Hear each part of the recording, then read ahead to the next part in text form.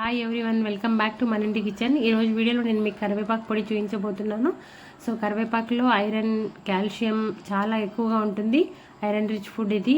అదేవిధంగా కిడ్నీలో stones problems ఉన్న వాళ్ళు కూడా ఈ కరివేపాకు పొడిని నెల రోజుల పాటు కంపల్సరీ తీసుకున్నట్టయితే ఖచ్చితంగా మనకు రిజల్ట్ ఉంటుంది. మొత్తం కరివేపాకు పొడితో తినకుండా కూడా కొద్దిగా స్టార్టింగ్లో కరివేపాకు అన్నం తిని తర్వాత మిగతా వాటిని వేసుకొని తింటే కూడా చాలా హెల్తీ. సో దీనికోసం ముందుగా ఒక బాణీ పెట్టుకొని దానిలో జీలకర్ర, ధనియాలు రెండు కూడా సేమ్ క్వాంటిటీలో తీసుకొని దూరగా వేయించుకోవాలి. సో వేయించుకునేటప్పుడు ఫ్లేమ్ ఖచ్చితంగా సిమ్లో ఉంచుకోవడానికి ట్రై చేయండి. సో ఇవి చక్కగా వేగినట్టయితే మనకు ఆ ఫ్లేవర్ అనేది తెలిసిపోతుంది వేయింది లేనిది. సో సిమ్లో వేయించుకొని పక్కన ఉంచుకోవాలి. తర్వాత మిగతా ఇంగ్రీడియంట్స్ని కూడా ఇదే విధంగా వేయించుకొని తీసుకోవాలి. సో కరివేపాకు ఆయిల్లో వేసి మరిగించి పెట్టుకున్నట్టయితే జుట్టుకి కూడా చాలా మంచిది. మనం కరివేపాకుని ఈజీగా తీసి పారేస్తుంటాము, కానీ దీనిలో ఉన్న ఔషధ గుణాలని బట్టి మన పెద్దవాళ్ళు, మన పూర్వీకులు ప్రతి వంటకంలో కూడా కరివేపాకు యాడ్ చేసే అలవాటును అనేది నేర్పించారు. సో తప్పకుండా ఫాలో అవ్వండి. సో మన గృహమే మన ఆయుర్వేదిక్ వైద్యశాల కాబట్టి మనం తీసుకునే ఫుడ్లోని ప్రతి ఫుడ్ ఐటమ్ ఏది దేనికదే గ్రేట్. సో ప్రతి ఫుడ్ ఐటమ్ కూడా మన శరీరానికి చాలా మంచిది. సో ఈ విధంగా ఎండుమిర్చిని కూడా కొద్దిగా వేయించుకొని క్రిస్పీగా అయిన తర్వాత వేరే ప్లేట్లోకి తీసుకోవాలి.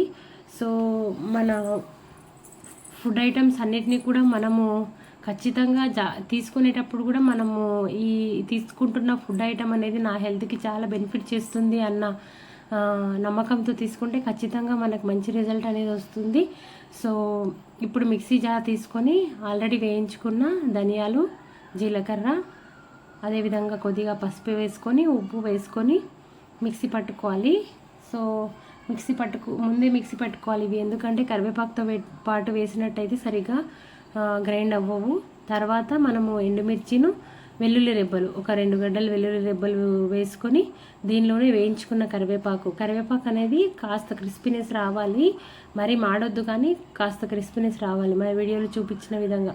సో ఈ విధంగా గ్రైండ్ చేసుకుంటే అంతే, కరివేపాకు పొడి రెడీ అయిపోతుంది. సో చాలా చాలా హెల్తీ, తప్పకుండా ట్రై చేయండి. మనం దీనిలో ఒక చుక్క ఆయిల్ కూడా యూజ్ చేయలేదు. సో షుగర్ పేషెంట్స్కి కూడా ఇది చాలా మంచిది. సో డైలీ మనం రైస్ తీసుకునేటప్పుడు కానీ రోటీస్, చపాతీస్లో అట్లాంటి వాటిలో కూడా దీన్ని యూజ్ చేసుకోవచ్చు. సో వేడి అన్నంలో ఈ కరివేపాకు పొడి వేసుకొని టూ స్పూన్స్ నెయ్యి వేసుకొని తిన్నట్టయితే చాలా చాలా హెల్దీ. యాక్చువల్లీ మనం నెయ్యి ఫ్యాట్ అనుకుంటాము, కానీ నెయ్యి అనేది healthy fat. So healthy fat అనేది మన శరీరానికి ఏం నష్టం చేయదు.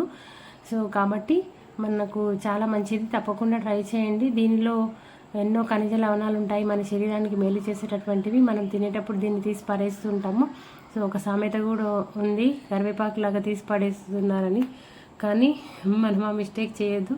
కరివేపాకుని ఖచ్చితంగా మన డైలీ ఫుడ్లో భాగంగా చేసుకోవాలి. ఐరన్ డెఫిషియన్సీతో బాధపడే వాళ్ళు కూడా దీన్ని తీసుకుంటే ఓవర్కమ్ చేయొచ్చు.